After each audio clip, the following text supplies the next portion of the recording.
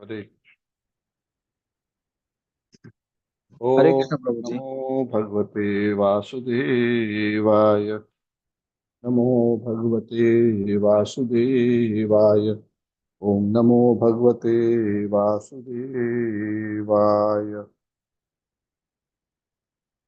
नारायणं नमस्कृत्य नरं चैव नरोत्तमं देवीं सरस्वतीं व्यासं ततो जयमुदीरयेत्। नष्टप्रायेषु भद्रेषु नित्यं भागवत सेवया भगवती उत्तमश्लोके भक्तिर्भवति नैष्टिकी। कृष्णाय वासुदेवाय देवकी नंदनाय च नन्दगोपकुमाराय गोविन्दाय नमो नमः। ओमज्ञानतिमिरान्धस्य ज्ञानाञ्जनशलाकया चक्षुरुन्मिलितं येन तस्मै श्रीगुरवे नमः। श्रीचैतन्यमनोभीष्टं स्थापितं येन भूतले स्वयं रूपः कदा मह्यं ददाति सुपदान्तिकं वन्देऽहं श्रीगुरोः श्रीयुतापदकमलं श्रीवैष्णवांश्च श्रीरूपं सागरजातं सहगणा रघुनाथान्वितं तं सजीवं साद्वैतं सावधूतं परिजनासहितं कृष्णचैतन्यदेवं श्रीराधाकृष्णपादान् शरणुरिता श्रीशाखान्वितांश्च हे कृष्णकरुणा सिन्धु दीनबन्धु जगत्पते गोपेश गोपिकान्त राधाकान्त नमोस्तुते तप्तकाञ्चन गौराङ्गी राधे वृन्दावनेश्वरी वृषभानुसुते देवी प्रणमामि हरिप्रिये वंशकल्पतरुभ्यश्च कृपा सिन्धुभ्यः च पतितानां पावनेभ्यो वैष्णवेभ्यो नमो नमः। जय श्री कृष्ण चैतन्य प्रभु नित्यानंद श्री अद्वैत गदाधर श्रीवासादि गौरभक्त वृंद।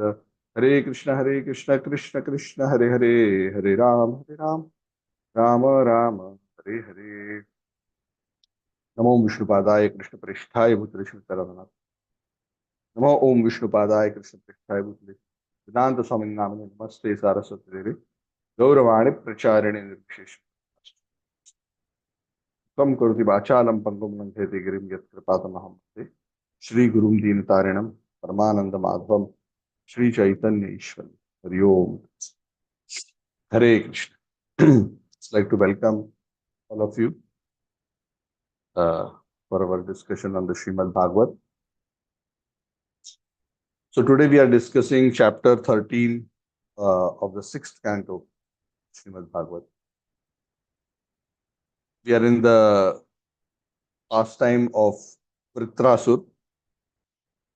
He concluded the 12th chapter when Indra finally, after much, after a couple of times seeming almost defeated, finally was able to, by Vritra's own encouragement, able to slay Vritrasur.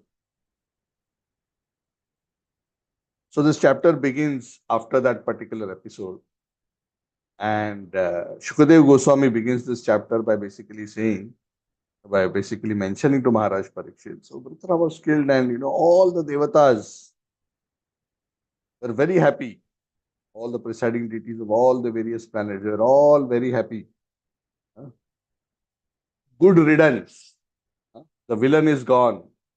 Everything is wonderful now that we don't have any risk from this Vritrasur. So everybody was happy except Indra. So it is said all the residents of Pitriloka, Bhutaloka, Lord Brahma, Lord Shiva, and their followers all went back to their respective abodes.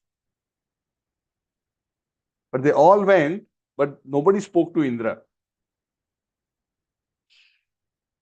Because, I mean, as far as the other devatas are concerned, their purpose was served, but they didn't speak to Indra, because Indra, through this act of killing Vritrasur, had become infected by the sin of killing a Brahman, Brahma Hatya. So Maharaj Parikshit asked Shukadeva Goswami, why Indra was so unhappy? Please tell me. All the devatas were happy, but Indra was unhappy. So Shukadeva Goswami explains essentially what I just mentioned. says that, "Oh, Parikshit Maharaj, problem was that just a little while ago, Indra had already made the mistake of killing one Brahmana, which was Vishwarupa, the three-headed priest of the Devatas, was also half Devata, half demon background. Then at one time, suddenly, when he saw that Vishwarupa was cheating and offering some oblations also to in favor of the demons, Indra suddenly got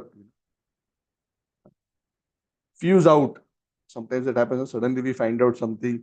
We think this person is such a good friend, and suddenly we realize, we open his WhatsApp and we see something he has written about us to somebody else. And we suddenly realize what actually he's thinking or what actually he's doing. And then suddenly our fuse blows out. So Indra had a fuse blowout, and he was so wild at Vishwarup. He felt so betrayed that he immediately took out his sword and chopped off his heads. It was like, and he's your priest, he's your Purohit doing yajna. But even after that had happened, somehow, even that sin, Indra managed to get rid by distributing the sinful reactions to four parties, right? We discussed that. To women, to land, to trees, and to water. But now Indra was thinking, that time I somehow managed it. But this time it's going to be very difficult. Because this time I have killed a Brahman, not just an ordinary Brahman, but a pure devotee of the Lord. And previously, I mean, this time, this he was thinking not after he killed uh, Vritra, but before he killed Vritra. Because at one point, Indra realized, right, after he saw that extraordinary character of Vritra, he realized, अरे बाबा ये तो जैसे दिखता है वैसे है नहीं. He's not what he seems to be. He appears to be a demon, coppery hair, big reddish eyes, fearsome. Externally looks like a demon, but his heart is that of a devotee. His heart is that of compassion, devotion. He's determined to go back home, back to Godhead. He has no attachment for material things. In fact, he wants to die and go back home, back to Godhead. That's his only desire. So Indra realized, "Arey Baba, this person is Brahman." Because what is a Brahman? Who is a Brahman? Brahma janati iti Brahman. Not just because somebody is wearing a thread, he becomes Brahman. Prabhupada says, Brahma janati iti Brahmana. He who is conversant in spiritual science is Brahman. And Vaishnav is the topmost layer of the Brahman. Because the Vaishnav is a Brahman who has developed love for the Supreme Lord. And is rendering loving, pure devotional service to him. Initially, he thought that this person is a demon, but later he realized, and then he was thinking, previously, I got rid of the sinful reaction by distributing to these four parties, but now, if I again do this, how will I deal with the huge quantum of sinful reactions that will come my way? So when the sages, the side of the Devatas, when they heard this concern of Indra, because Indra was also consulting. So kings in ancient times, warriors, even amongst the Devatas, they would consult with the rishis. So when he consulted, they told him, no, no, don't fear Indra. What we will do is, you go ahead and kill this Vritrasur, get rid of him. Then after you have performed this sin, we will do a wonderful Ashwamedha sacrifice to release you from any sin. Ashwamedha sacrifice is so powerful. By worshipping the Supreme Lord through the Ashwamedha sacrifice, any volume of sinful reactions can be destroyed. One who has even killed a Brahmana, killed a cow, killed a superior, all these sins. And you know how much power is there worshipping the Supreme Lord, or even by chanting the name of Narayan, how much power is there that it can destroy all sins? Even a Chandala, a Shudra can be delivered simply by the holy name of the Lord. So don't worry, we will arrange for a wonderful sacrifice of Ashwamedha for you, and we will make sure. Huh? We'll make sure we do such a sacrifice that even if you were to kill the entire universe, including all the Brahmins in it, we will make sure that you become free. Now, actually, the Acharyas comment that this wasn't actually a very good advice, but because this is not the mentality, this is not the right mentality. It is not a right mentality. If you accidentally commit a sin, then you atone. You don't say, okay, now I'm going to do this. After that, I will atone.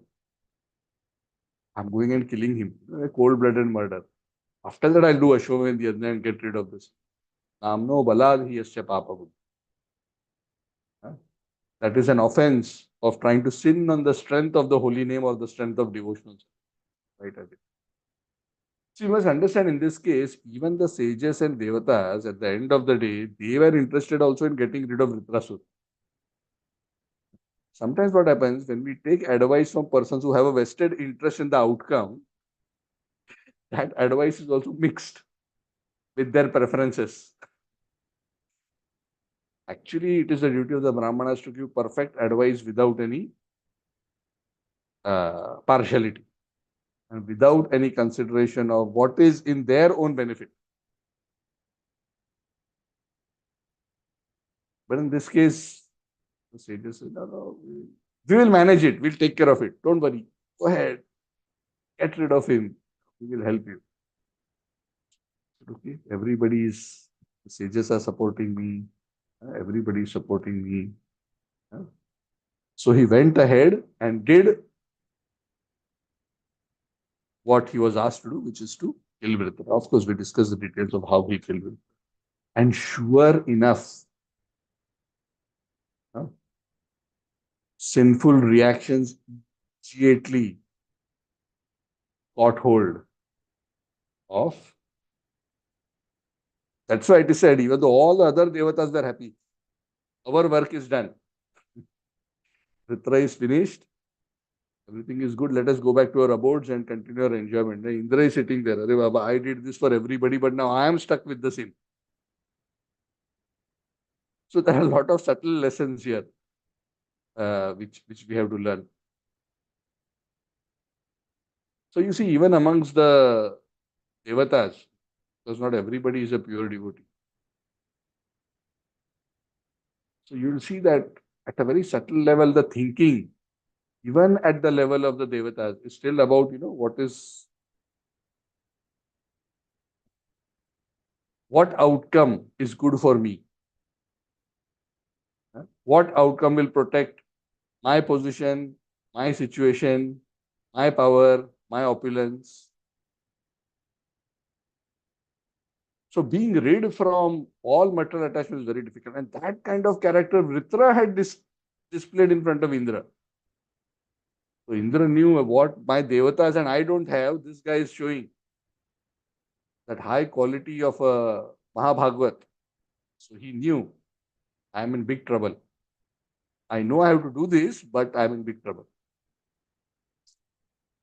So even though all the other sages has told him we'll do Ashwamedha and all that, he knew it's going to be very difficult to get rid of my sin just by doing yajna. So as he was thinking like this, he saw the sinful reactions coming and chasing Indra. So the Bhagavatam describes the sinful reactions personified took the form of a Chandala woman, a very old, haggard one whose all the limbs were trembling. She was affected by tuberculosis and she was coughing blood, which was sprinkled all over her clothes. Very foul, fishy odor was coming out from her breath, and which was spread all over. So sinful reaction is compared like this. Interesting. And she was saying, Indra saw the sinful reaction. He was trying to run away. So wherever Indra was running, this which of sinful reactions was chasing him. Once you do, you cannot just so easily run away. The king of the Devatas, he could not, what to speak of us, he couldn't get rid of his sinful reaction. So finally, he went to Manasarovar.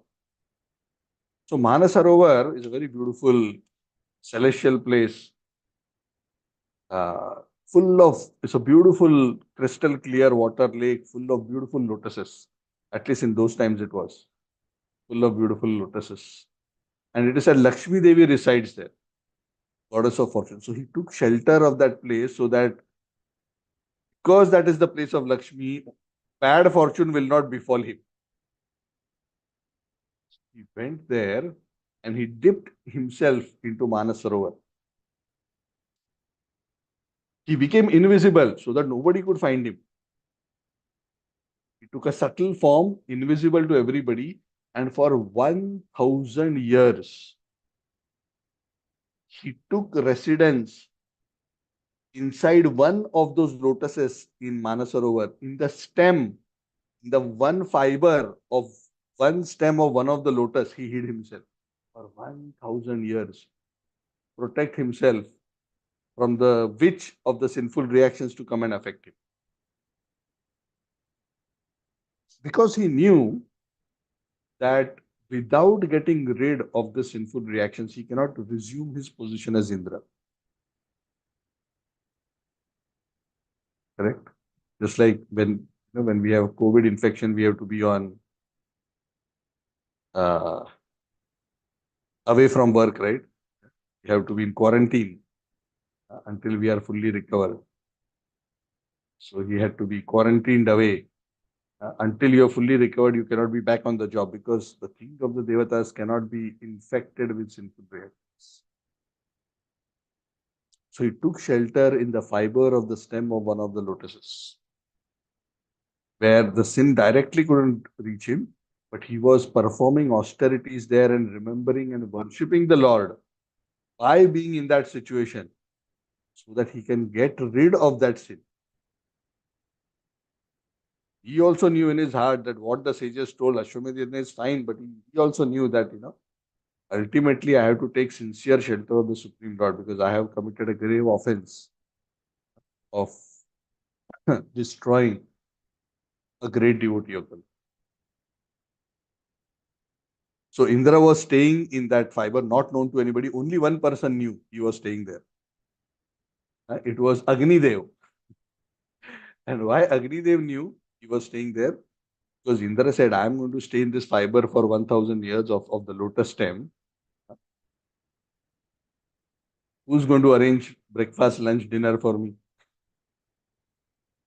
So he had an arrangement with Agni that whatever offerings of yajna are made for me around the universe, because the meal of the devatas is the offerings in yajna. Idam Indraya, idam namama, when you put into fire, whatever you offer, it reaches Indra.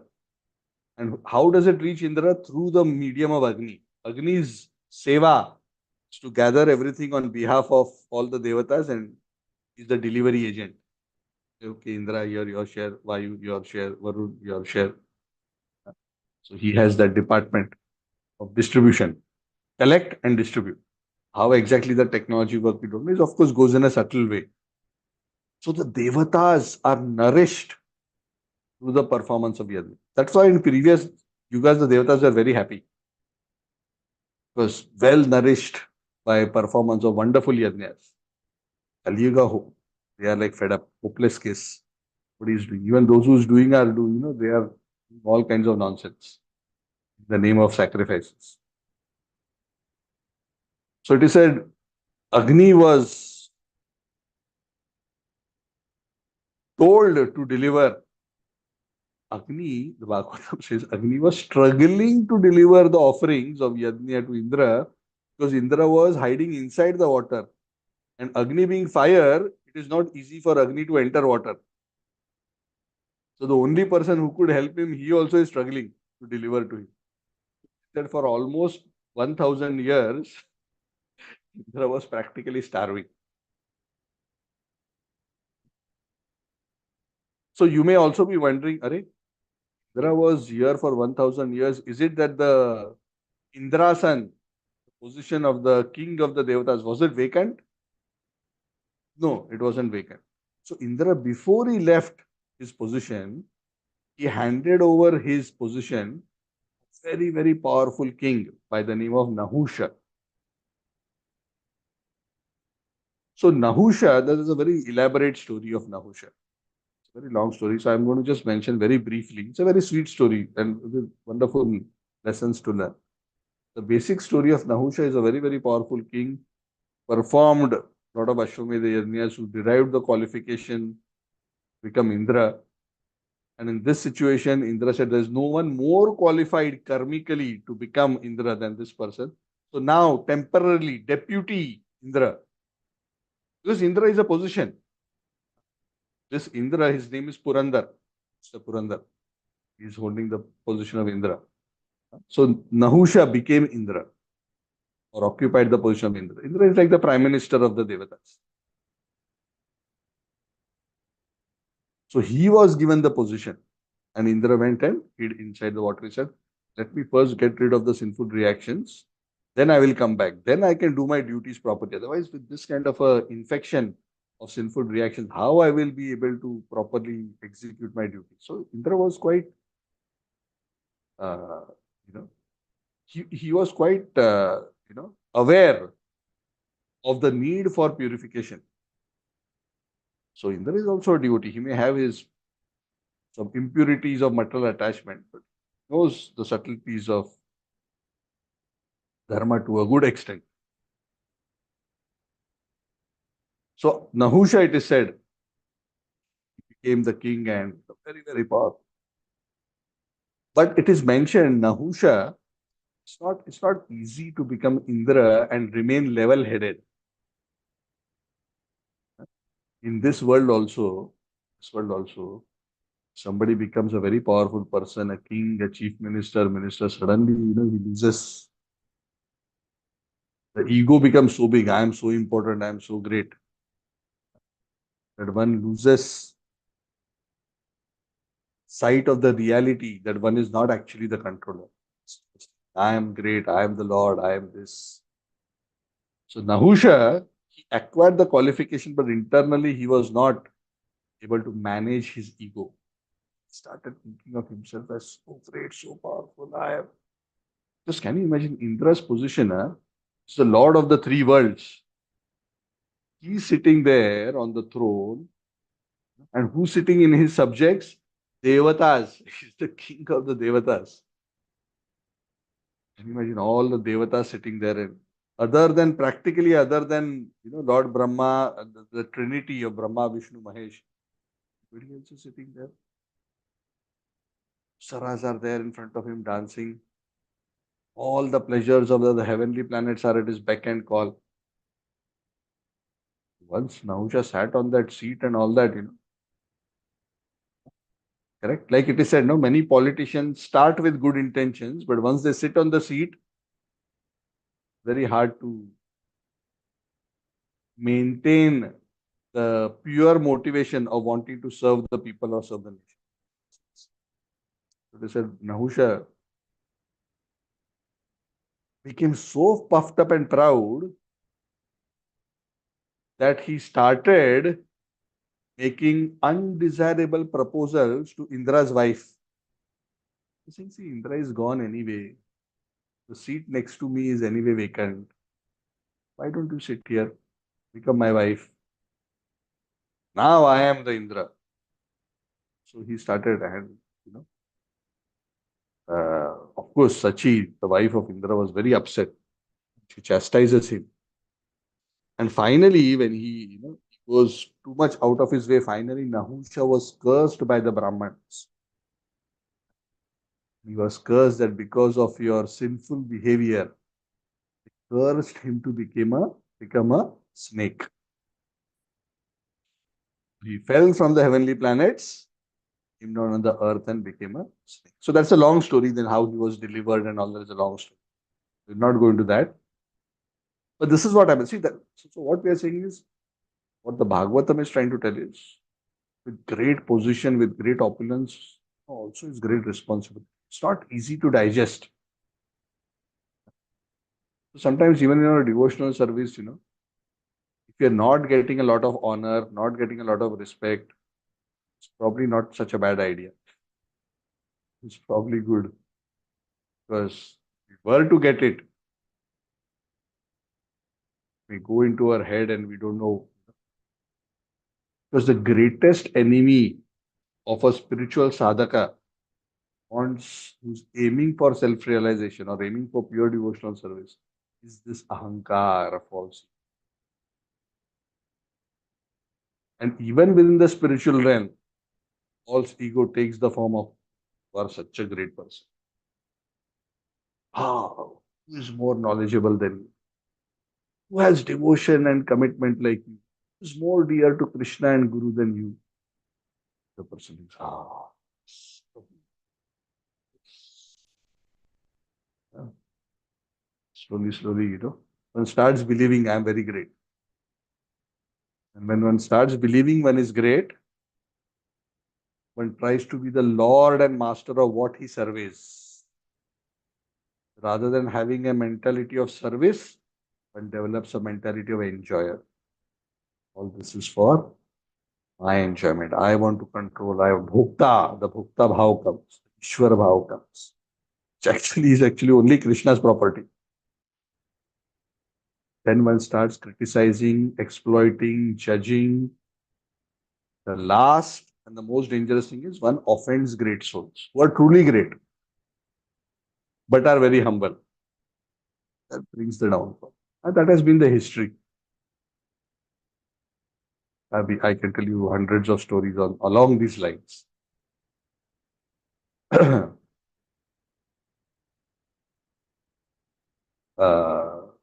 Of course, may not be the best example, but Ravan was also an example of this along the lines of Nahusha. Achieved such great power, such great capability, but he couldn't control his lust. He was thinking every beautiful woman is for my enjoyment. And he kidnapped Sita Devi. So that was the beginning of his ruin. There's a lot of backstories behind this also. But nonetheless, anyway, so that was the backstory of Nahusha. So Nahusha was the king for 1000 years. And then I think by the time Nahusha was cursed and he fell as a snake, just around that timing, Indra spent his 1000 years doing. It is said he was helped by Rudra, who's the lord of who's the demigod of the directions. And he was protected by Mother Lakshmi, who was ruling over the Manas Sarovar area. And that's why, by the protection of Rudra, as well as the grace of Mother Lakshmi, the sin could not touch him, and he managed to practically remove most of the influence of that sin by very, very strictly worshipping the Supreme Lord. He performed strict austerities. Can you imagine 1000 years staying in a lotus stem?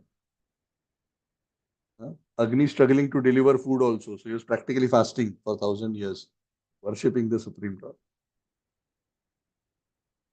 So once his sins are almost destroyed, then he and Brahmanas appealed to him that now you are purified enough to come back and resume your position. This Nahusha, anyway, your deputy that you appointed himself has been a big mischief. So he is been cursed to go on earth. So now you need to come back. So we need our king back. So finally, Indra, after 1000 years, he comes out from the lotus stem and he comes to the heavenly planets. But then he tells the Brahmanas, now what you told, I want to do that, which is to perform the Ashwamedha Yajna. He was not fully relying on the Ashwamedha Yajna. He performed intense devotional service to almost get rid of, 99%. But then he performed the Ashwamedha Yajna, which was also meant to please the Supreme Lord through a sacrificial method. Then eventually through that he was completely relieved of all his sinful reactions. The Bhagavatam says, just like fog is dispelled by sunrise. So,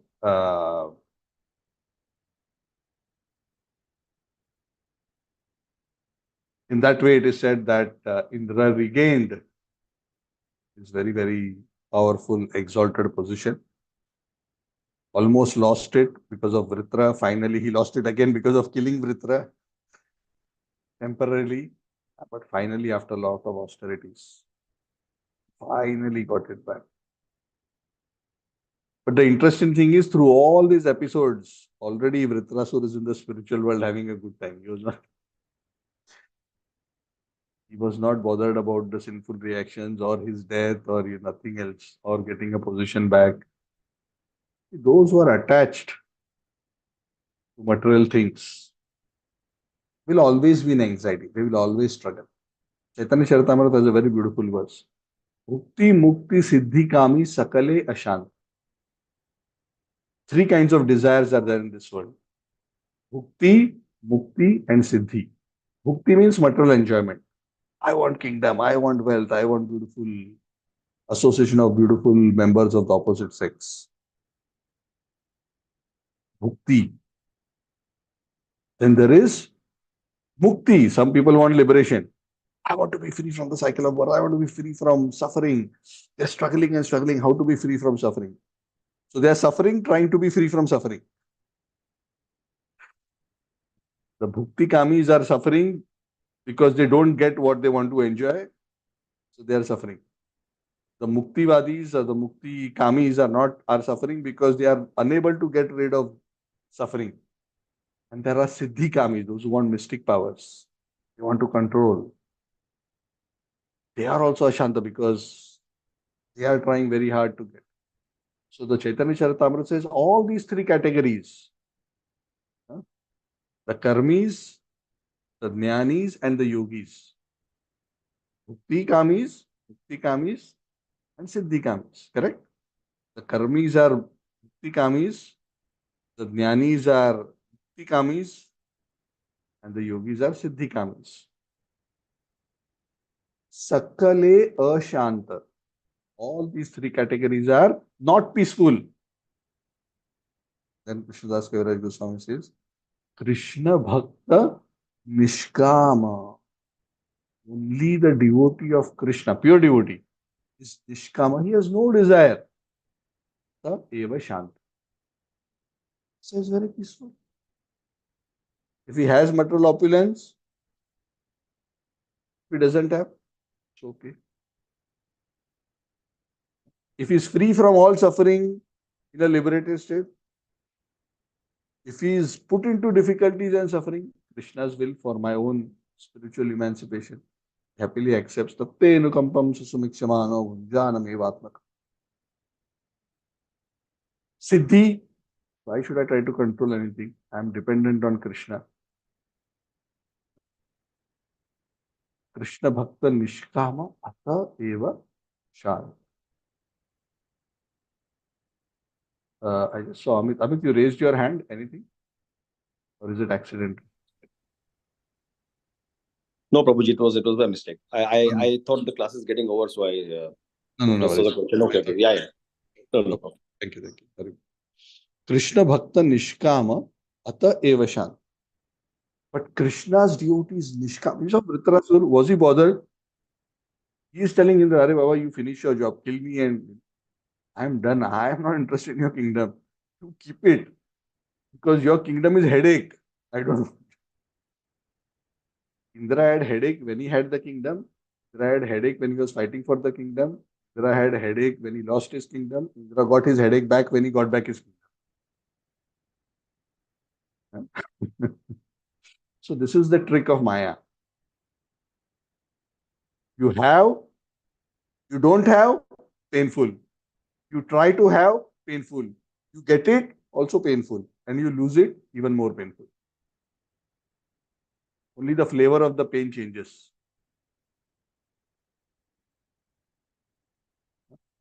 So after many, many lifetimes of this Bhakti, Mukti, Siddhika, finally a person realizes, a wise person realizes, Bahunam Janmanam Ante. Jnanavan Mam Prapadyate. No point chasing any of this. The Mukti Siddhi. Vasudeva Sarvam. My supreme good fortune lies becoming an unmotivated, uninterrupted servant. Savai pumsam paro dharmo yato bhaktir adokshye ahaituki apratihataye atmasu. That's where I will get actually. I will simply tolerate all other inconveniences because of not having bhukti. I'm indifferent to it. Not having mukti, I'm indifferent to it. Not having any control or siddhis, I'm indifferent. If it comes, it's fine. If it don't have, it's... In my first meeting with my spiritual master, very first time, myself and Amit was there, by the way, for your kind information. So Amit and I go a long, long way. He connected me. He has the credit of telling me that let us go to this temple. So we both were sitting in front of His Holiness Radharani Maharaj. First conversation. I asked Maharaj, does a devotee have mystic powers? Does he have siddhis? Maharaj said, a devotee may have siddhis, but he is not even bothered to find out whether he has siddhis. He's not interested only in them. He said, huh? I was thinking, Hariva, because siddhis was a big deal for me at that time. Because most people think of spiritual advancement means I get powers, I can do this. Everybody is excited. The greater mystic display one can do, the greater spiritually advanced. But that is not true.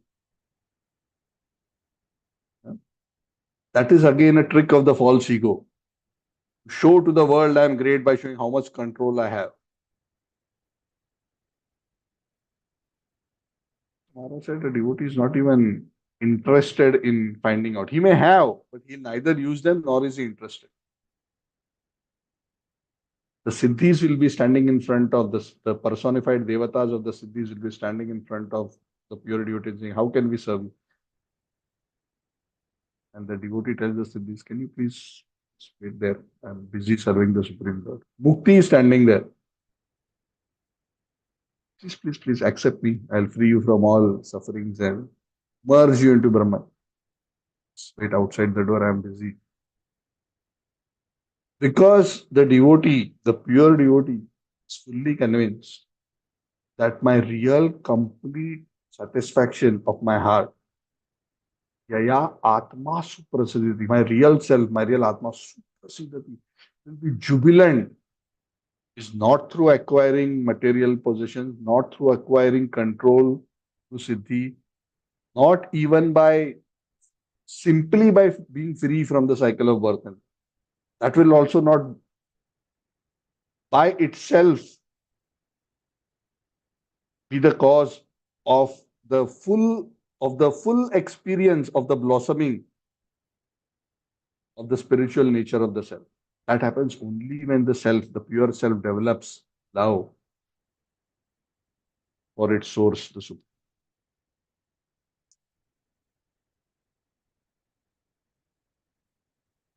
So we see this that Indra and the other devatas are also challenged by these kind of things. So anyway, through this whole episode, though Indra got what he wanted to get, of course, for Indra also this was a good lesson. Indra actually through this episode, he genuinely appreciated Vritra because in that episode he realized the greatness of Vritra. And deep in his heart, even though he's attached and he got his kingdom back, deep in his heart, Indra understood. Who is the actual hero of this story? For the world, Indra is the hero. He killed Vritra and got back the kingdom. Jai. Because 99.999% of the world is Bhukti, Mukti, Siddhi, Kami. One of these three categories. He understood. Even though he's not a pure devotee, he knows the philosophy of Krishna consciousness. Knows what is ultimately valuable. Even though he's not on that track. Like many of us. Right? like many of us know theoretically. We are not on that platform.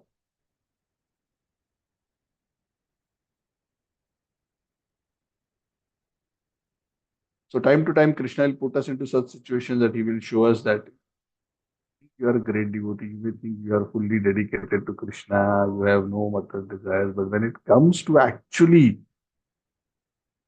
a serious question of choosing between Krishna's service and something very valuable to you, was many times we will not pass that exam. It's not so easy to speak and philosophize. Yeah, all of our aspiration is pure devotional service. We are working towards it. But like Indra, we are still in a mixed state. But at least we can appreciate. So Indra was able to appreciate it. Yeah, he is of a different class altogether. And he was genuinely felt repentance that I had to do this. He genuinely honored. So in that way, because the world glorified Indra, but internally Indra understood and learned his lesson also. Ritrasur obviously is very happy. He got what he wanted. He performed his duty and fully contemplated on the Lord as he left his body and went back home. So this chapter concludes by Shukadev Goswami mentioning that this is a very wonderful pastime. That in this pastime of the killing of Ritvasur, this fight between Indra and Ritvasur, there are so many beautiful lessons. There is the glorification of Lord Hari, Lord Narayan. There is the glorification of pure devotional service. Two great devotees and their character are discussed, Ritvasur and Indra. And there are so many lessons from the actions of them. And there are so many lessons from how Indra became free from his sinful reactions. And this pastime is so powerful, said. It is mentioned in this verse, in the concluding verses of this chapter, that if one understands this pastime, one is relieved of all sinful reactions. And therefore, this narration is especially recommended to be read. And the phala of reading this pastime is if one reads and understands this pastime, one will become expert in the activities of his senses. His opulence will increase, his reputation will become widespread. He will also be relieved of all sinful reactions, and he will also conquer his enemies and will get a long life. That way, all auspiciousness a person will achieve if he regularly hears and repeats this. So in that way, this chapter ends. Okay, so I'm opening up the floor. Any questions, any comments? This chapter is small, only 23 verses. So if there is anything that anybody wants to say. Hare Krishna, Prabhuji. Yes, Amit. Hare Krishna. Prabhuji, so what was the background of Nahusha? Who was Nahusha? I mean, why was he selected to be the king of the demigods? As far as I remember, he was a king on the earth who wanted to achieve the position of Indra. And he also performed, I think, 100 Ashwamedha Yajnas, the qualification. And when this particular situation came, he was chosen to be Indra because he was extremely qualified from a karmic perspective. That's the high level story. There are more details, but I don't remember all the details on top of my head. Okay, Prabhuji, thank you. Yeah. You can look up the story of Nahusha. It's a very interesting story. I don't remember all the details. But yeah, then eventually he was cursed because of his misbehavior. And then finally he was delivered. So he was cursed and finally became a snake. Then he was delivered. That's also a very nice story. And finally he learned his lesson. So ultimately in spiritual life, all punishments are also meant for learning lessons.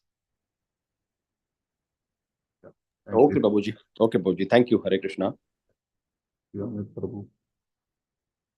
Yeah, Tarun, you have Yeah. Yeah, Hare Krishna, Prabhuji. Prabhuji, Hare I have a Krishna. question. Means in the Gita we have point that this word is have three guns: Rajogun, Tamogun, and Sattvigun. And the Prakriti is made out of these three guns. So whosoever is staying, his action will be influenced by these three guns anyways. And even Satogun have the false ego involved in this. Yeah. So if we are conditioned soul in this state, how can we avoid these scenarios, like to be more pure and more nishkam in those aspects? Because our action will always be influenced by these guns. Yeah. So the root, the fundamental uh, platform on which these three modes develop is one's false ego. Mm. So the most subtle form of false ego is in Sattva Gun. More stronger false ego in Rajogun, and very strong false ego, which is almost totally covering up one's real identity, is Tamogun. And what is this false ego? This false ego is ultimately, in a very simple way, if you want to say, the false ego is I am the enjoyer, I am the proprietor, I am the controller. Bhokta bhav. I, me, mine, for me, my enjoyment. So the antidote for the three gunas is the same as the antidote for the false ego, which is how to counteract the bhokta bhav. So how to counteract the bhokta bhav? By bringing up the seva bhav. Idam Krishnaya, idam na. Oh Krishna, this is for you. This is not for me. Because usually I am doing everything for me. Me. Then one starts yajna. Idam Krishnaya, idam na mama. Oh Krishna, this is for you. This is not for me. Actually, it already belongs to Krishna, but we are reminding ourselves. Hmm. We are reminding ourselves. Krishna, this is for you. This is not for me. Huh? So the antidote, the reversing of that psychology is the process of devotional service. Because devotional service is the process of not wanting to enjoy, but rather using everything in the service of Krishna by recognizing Him as the Lord and Master of everything, of all the energies around us, and ultimately of our soul itself. So that is why it is said the only way to ultimately counteract the three modes is pure devotional service. Because only pure devotional service can properly undo the bhokta bhav and properly eliminate the ahankar of bhokta. There is no other way. That's why at the end of the 14th chapter, Krishna says that, only through the process of pure devotional service can one overcome the three modes of material nature. Without that, it is not possible. Okay. Yeah. So devotion. So initial level, some people who are not yet on the platform of pure devotion, they start with a lower level of nishkama karma. I want to do, but I want to do selflessly. That is good. That's a good beginning point to loosen your false ego. If you want to really eliminate it and be established in a higher realization, it's not just about not for me, it's about for whom. Who's the right recipient of the service? Who's the true enjoyer? So that recognition, that understanding, that realization is important, which will come only by pure devotional service. Sagunan samatitaitan brahmbhuvi vyaya kalpata. Only such a person can become trigunatita. Krishna says in the Bhagavad Gita that he who renders ananya bhakti. Okay? Yes, Prabhu. Thank you, Prabhu. Hare Krishna. Thanks. Yeah. Sridhar Prabhu? Hare Krishna, Prabhuji. Three bol. Prabhuji, what is the difference between Brahmana and Vaishnava? As you said, like Vaishnava love the God, and how about like Brahmanas? Brahma janati ti Brahman. Brahman is the first level. Brahman is graduate, spiritual science. And Vaishnava is PhD. Both are transcendentalists. A Vaishnav is already a Brahman. One who loves God already knows God. But a person who knows God only theoretically may not yet have come to the point of loving God.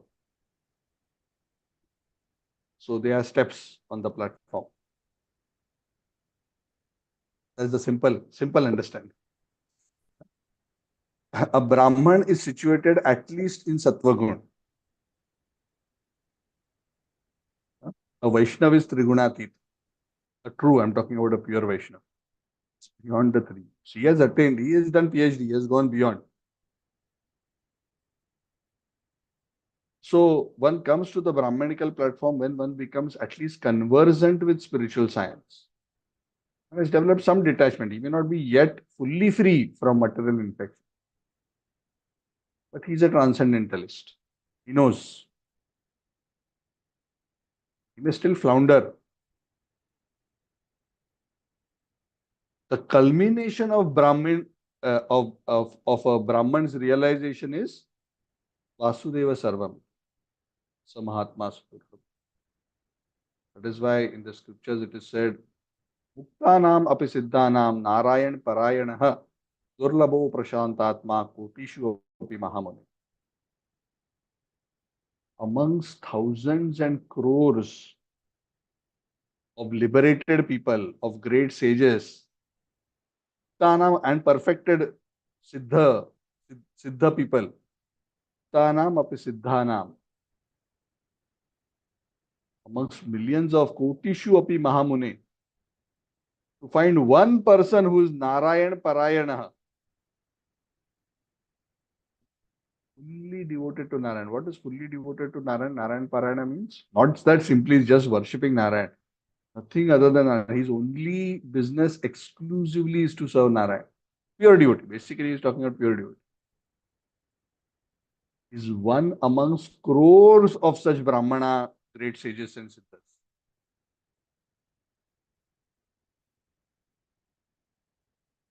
So Vaishnava consciousness, and here we are talking about pure devotion service, is the full blossoming of the lotus of consciousness.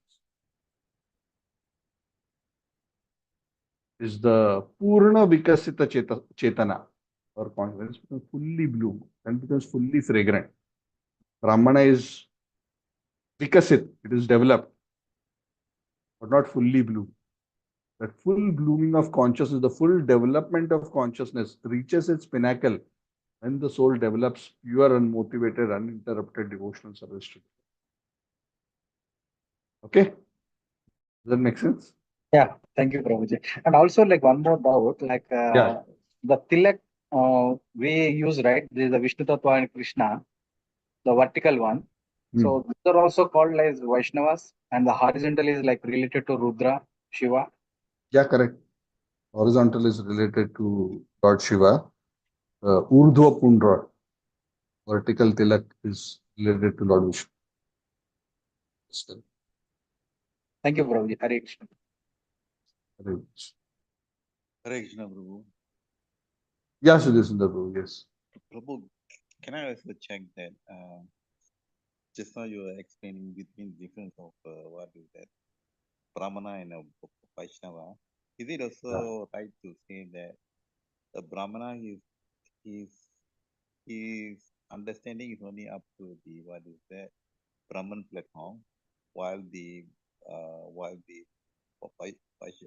Vaishnava his understanding is up to the Bhagavan platform. Is it? Can we also say that manner, Prabhu? Not necessarily. That may be in some cases that there may be some Brahmins who only have an impersonal understanding.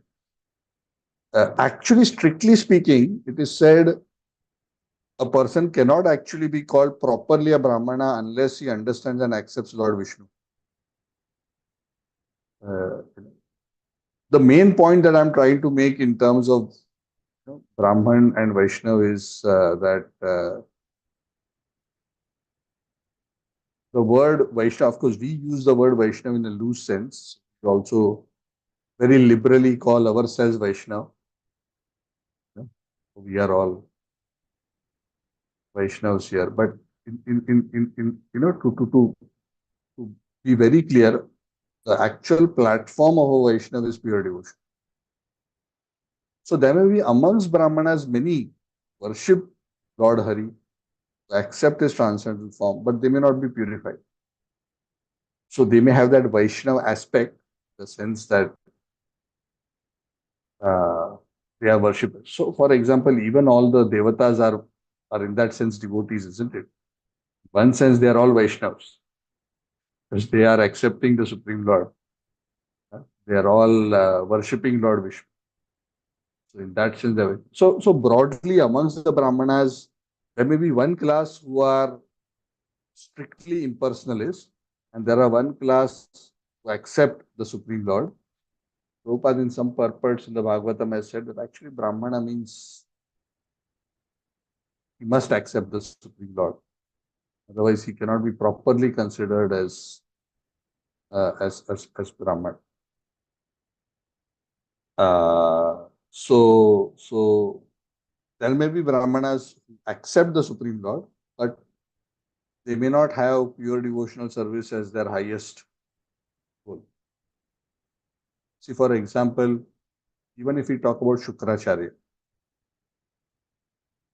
Shukracharya is a Brahman, right? He was the priest of the Devatas. He was advising Bali Maharaj against surrendering to Lord Vishnu because he was concerned about his own remuneration. Not that he didn't know that ultimately Vishnu should be worshipped. Theoretically, he knew. But when it came to choosing between his own interest and service to Vishnu, he chose himself. Because he was not elevated to the platform of Vishnu. So, so there may be many Brahmanas who also worship Lord Vishnu. And there may be some Brahmanas who are strictly impersonal. Both is possible. But in this context, when we are trying to clearly put a line between Vaishnava and Brahman, we are essentially trying to say that term Vaishnava is, of course, it's a spectrum rather than 0 and 1. It's a spectrum. But basically, anybody who is in the mode of goodness and cultivating spiritual knowledge broadly can become in the category of Brahman. A person starts to become a Vaishnava when he accepts the personality of Godhead as the highest attainment and starts working towards it. Then one begins entry-level Vaishnava. But of course, the pinnacle of Vaishnava, what we are trying to say, as what is described in these verses, Narayana Parayana, the caliber of Allah, the caliber of Vritrasur, that is the real Vaishnava. That is the kind of Vaishnava that Bhagavatam is here to talk about.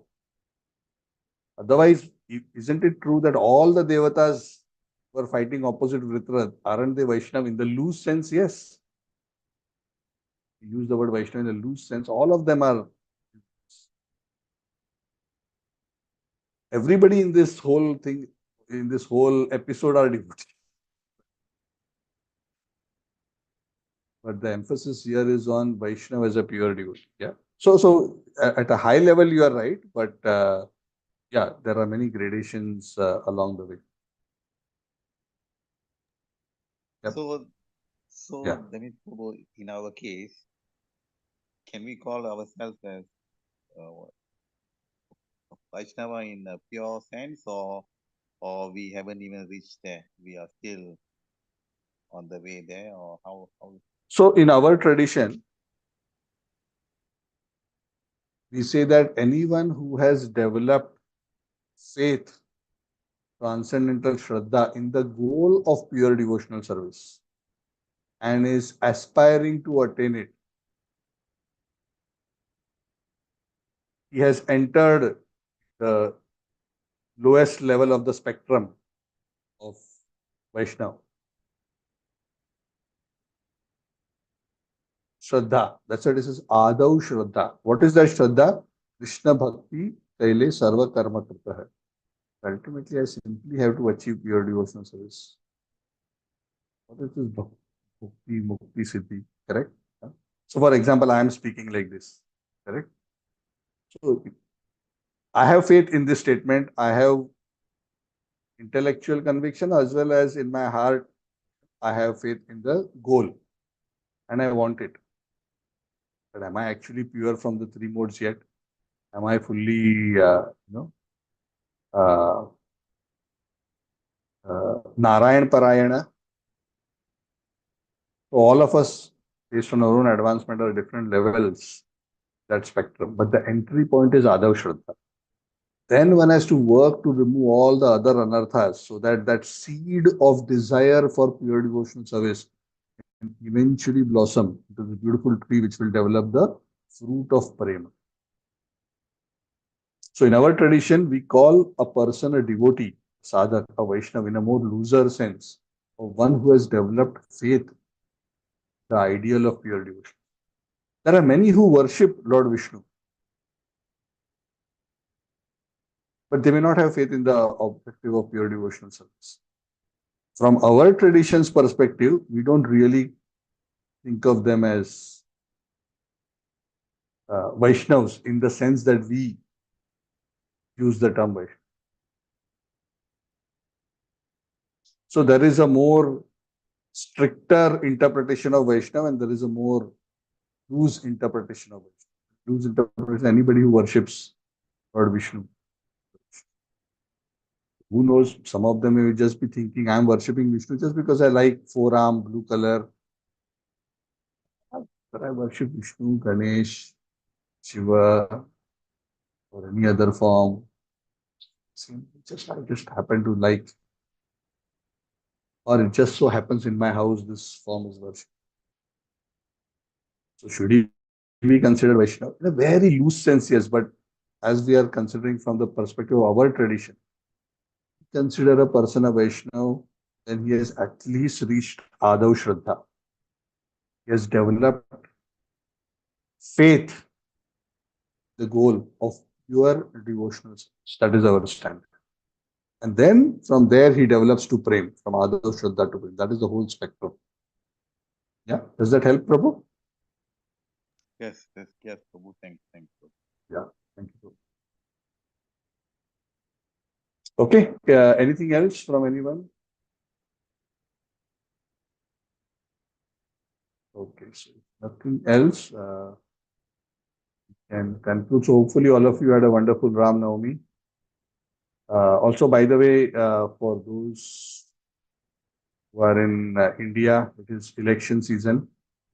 So if you are in India, make sure you vote.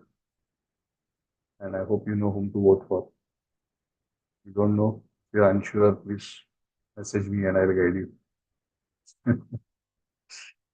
So, yeah. So,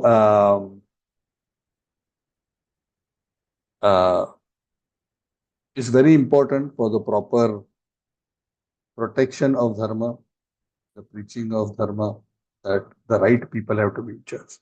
So many of these wars which are fought, talk about Ramayana, talk about Mahabharata. Why is it so important who's sitting on the throne? What, did it really matter whether it was Duryodhana or Yudhishthir? Did it matter whether it was Vibhishan or Ravan? Yes, it matters. That's what it was all about. It wasn't about simply who is the king. The point was about what is the impact on the Desh based on what is the character of the king. Very, very important concept. Yad yad acharati shreshtas tattadevetaro jana sayat pramanam kurute janastad. It's very important. Because why would Krishna engineer the Mahabharata? So these are all very important things. So let us also fulfill our duties in this regard also, because they are supportive of our Krishna consciousness.